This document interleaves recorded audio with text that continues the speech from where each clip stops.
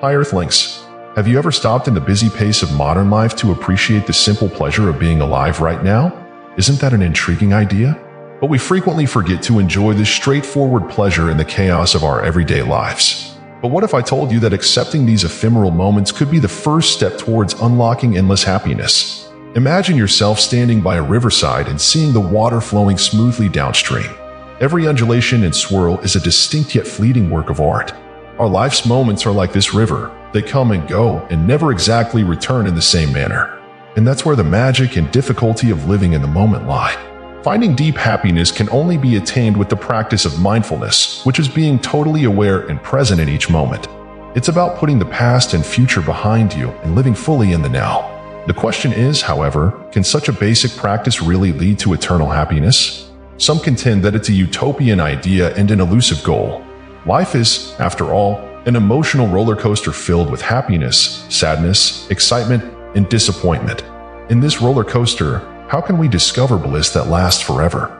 Others, however, argue that what matters is how we relate to these instances rather than whether or not we experience bad feelings. Let's explore some insights from both contemporary and classical philosophers. For example, the Stoics felt that embracing the things they couldn't change would help them find peace.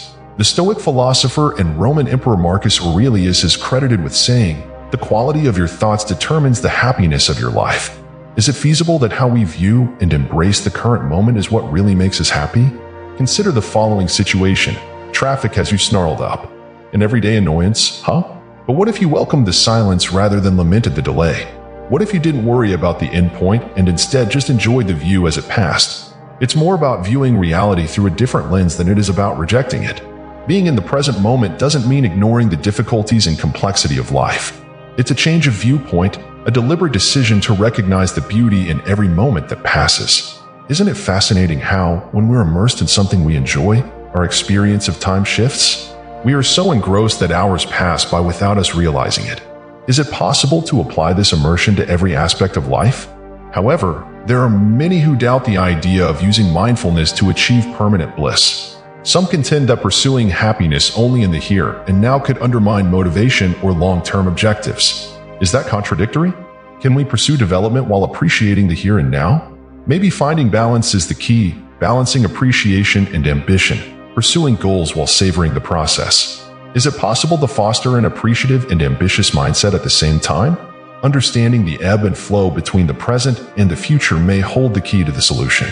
As we pursue this endless pleasure search, consider this. Is it possible that discovering contentment and significance in every moment rather than pursuing a never-ending state of ecstasy is the genuine path to eternal bliss? Isn't that a thought-provoking one? Join me and subscribe to this exploration to learn more about the practice of loving the present moment as a means of pursuing endless bliss. Let's investigate the transforming potential of detachment and go deeper into the area of embracing the present moment. A negative connotation of detachment is sometimes associated with aloofness or separation. However, what if detachment has more to do with freedom than with separation? Imagine yourself clutching a helium balloon. It lifts from your hand and floats weightlessly into the sky. That liberation, that release from attachment, is similar to the idea of detachment in our life. We frequently cling to goals, identities, and outcomes in the quest of happiness. Our connections, belongings, and accomplishments serve as our means of self-definition. But what happens if these outside factors start to define our level of happiness? Once more, the Stoics present a convincing viewpoint. Wealth consists not in having great possessions, but in having few wants, said Stoic philosopher Epictetus. So, is detachment about overcoming the never-ending want for more? Consider a moment when you felt a strong emotional attachment to a certain result. Did the attachment cause anxiety or contentment? When our attachments, whether to persons, things, or outcomes, are in danger or don't work out as planned, they frequently cause emotional upheaval. Could detachment be the key to breaking free from this emotional maze? Think about the comparison to a tree. Its strong roots hold it firmly in place and provide it strength. And yet the tree, ever flexible and never resisting, sways with the breeze. Is this a symbol for disengagement? A tenacious inner strength combined with flexibility and fortitude in the face of adversity? Let's now venture into contentious territory. Some contend that apathy or indifference could result from detachment.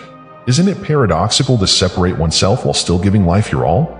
Perhaps, however, detachment has more to do with interacting with composure than it does with emotionally numbing. It's about having an interest without getting bogged down with the results. Emotions and desires do not have to be given up in order to be detached. Rather, it promotes a change of viewpoint. It's about loving profoundly and remaining detached from life's ups and downs, not about giving up on passion, love, or ambition. However, it could feel intimidating to consider detachment. How can we let go of something we care about? Is it a slow process, a deliberate change in perspective? Perhaps awareness is the key, the ability to see our attachments without allowing them to control our happiness. Maybe separation provides a road to inner calm in the quest for endless bliss. Letting go does not imply giving up things we value. Rather, it involves releasing ourselves from the bonds of attachment. It's an invitation to move freely through the experiences of life without being bound by their results. Let's examine how the discipline of detachment relates to our pursuit of ultimate joy as we traverse its complexity. Join me on this introspective journey to gain further understanding of the potential tremendous release that detachment may bring in our quest for unending happiness by subscribing. With silence and surrender, let's take a deeper dive into the domains of self-discovery. Consider a brief period of complete quiet. Not only was there no noise outside, but there was a deep calm within as well. There is room for introspection, self-examination, and a better comprehension of our inner terrain in that silence. Have you ever experienced peace or understanding during these quiet times? Being silent is more than just being silent. It's a path to self-awareness. We start to hear the whispers of our inner voice in these peaceful places, free from outside influences. Here's the contradiction, though. In a noisy environment, stillness becomes rare and something we don't often appreciate. Think about the labyrinth as an analogy. Every turn and curve stands for a part of our inner self that is just waiting to be discovered. Like the meandering paths of a labyrinth, silence takes us on an internal trip that unlocks the secrets of our feelings, ideas, and beliefs. Is it feasible that the secret to gaining a greater level of self-awareness is hidden somewhere within this maze? Let's now address a contentious idea: giving up. The word surrender itself may cause opposition because it connotes giving up or acknowledging defeat. But what if acceptance rather than resignation was the goal of surrender? Imagine yourself facing the expanse of the ocean while standing by the shore. Leaning into the waves and letting them carry you is the essence of surrender. In the context of self-discovery, surrender may mean letting go of the demand for total control. It's about letting things be as they are and not attempting to make them happen. Giving up isn't a passive action, though. Letting go of the constant urge to be in control of every area of our lives is a conscious decision. It involves accepting that there are factors outside of our control and finding serenity in that realization. Timeless knowledge frequently discusses the deep realizations attained with surrender. The holy Hindu text Bhagavad Gita discusses the idea of nishkama karma, or acting without regard to the results of one's deeds. Is this a surrender of sorts, living life to the fullest and distancing ourselves from the results of our deeds? Giving up control isn't the same as surrendering. Surrender involves letting go of our ego's demand for supremacy. It's admitting that there are things in life that we can't understand or influence. When we give up control, we let life take over and let it lead us. However, there's a chance that capitulation will encounter opposition. In a world where control, achievement, and ambition are paramount, how can one give up? It's a fair issue, one that challenges us to consider the fine line that separates acceptance from effort. Let's consider their function in revealing the secrets of our inner selves as we make our way through the maze of stillness and submission. Subscribe and come along on this contemplative trip with me as we explore the deeper insights that stillness and surrender may provide in our quest for unending happiness and self-awareness. Let's examine how conscious living can change lives and how it affects limitless fulfillment. Living consciously is an idea that encourages us to participate in every aspect of our lives with a higher level of awareness. It's about living every moment of our lives with complete presence, not only during quiet times. Have you ever had a moment where you felt totally present and absorbed in the substance of the situation? Think of awareness as a garden. Every idea, feeling, and deed plants a seed in the consciousness garden that is us. In the same way that a gardener cares for the soil to encourage the blooming of flowers, conscious living entails cultivating our goals, feelings, and ideas. The interesting question is this, though. Does consciousness influence our reality? Certain theoretical frameworks suggest that our awareness shapes the events and circumstances we face in life. Is it possible that our intentions and thoughts become real? Let's refute this idea. Some who doubt consciousness may contend that it is an abstract idea unrelated to material results. How may our intentions or thoughts affect what happens outside of us? This is a legitimate skepticism that motivates us to investigate the complex interactions that exist between consciousness and the world as we see it. However, a wide range of philosophical systems and spiritual traditions support the idea of consciousness's power. According to the law of attraction, for example, our thoughts and feelings draw similar situations into our lives. Does this mean that our external reality is influenced by consciousness? We can clarify this idea by using the prism analogy. Could our consciousness, by our ideas and intentions, refract reality into a variety of experiences, much like a prism does light into a spectrum of colors?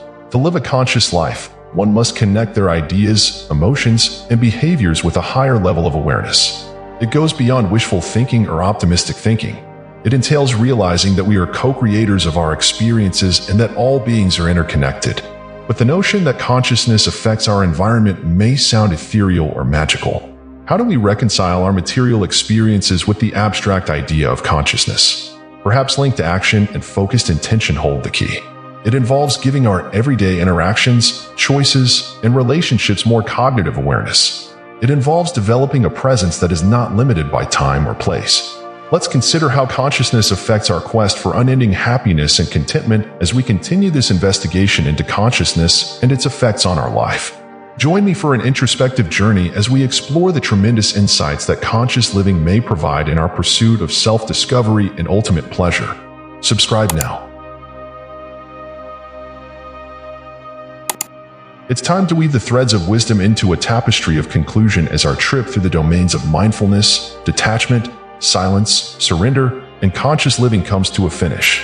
This tapestry represents the accumulation of insights gained on the road to everlasting happiness and self-discovery. This investigation revolves around a basic fact: the importance of living in the present moment. Sages, philosophers, and spiritual authorities have praised the benefits of living in the now throughout history. Why? Because the door to endless bliss is located right here, in the present moment. Being totally present when practicing mindfulness can cause a significant shift in perception. It's important to embrace life's difficulties with clarity and composure rather than trying to avoid them. Through living in the present now, we are able to transcend the constant chatter of our minds and find happiness and comfort in the little things in life. Despite being misinterpreted, detachment can be a very effective liberating weapon. It's about releasing ourselves from the bonds of attachment, not about being indifferent. We discover liberation and inner serenity when we release our desperate hold on outside results. Though they seem contradictory, silence and surrender encourage us to delve deeply into our own awareness. We can hear the murmurs of our inner selves when things are quiet. Instead of being a sign of weakness, surrender is an act of courage. It is giving up control, accepting the unknown, and yielding to the wisdom of life's natural course. Living consciously is the result of these behaviors together. It's the practice of bringing awareness to every moment and bringing our feelings, ideas, and behaviors into harmony with a higher consciousness. It's about accepting the interconnectivity of all existence while also understanding our part in creating our world. Nevertheless, despite these profound realizations, some doubts remain. Is it really possible to be happy forever? Is it a journey or a destination? The search for endless happiness is more about finding authenticity, significance, and contentment in each moment rather than about existing in a state of constant bliss. We are called to be the creators of our reality, to cultivate our inner garden of consciousness, to live intentionally, and to dance through life's experiences. There are obstacles in the way of achieving eternal happiness. It necessitates reflection, resiliency, and an openness to the unknown. As we approach the finish line, keep in mind that eternal happiness is a condition of being that is within our grasp. It's about finding purpose in simplicity, serenity in chaos, and happiness in the ordinary. It's about realizing the abundance of life and making a connection with the fundamental nature of life. Come embrace the practices of detachment, surrender, silence, awareness, and conscious living with me. Let's continue this voyage of self-discovery together, plunging into the depths of our awareness and discovering the limitless joy that lies inside. Let's set off on a journey together where each instant turns into a century of amazing grace and wisdom. I am grateful that you have chosen to accompany me on this life-changing journey of self-discovery and eternal bliss.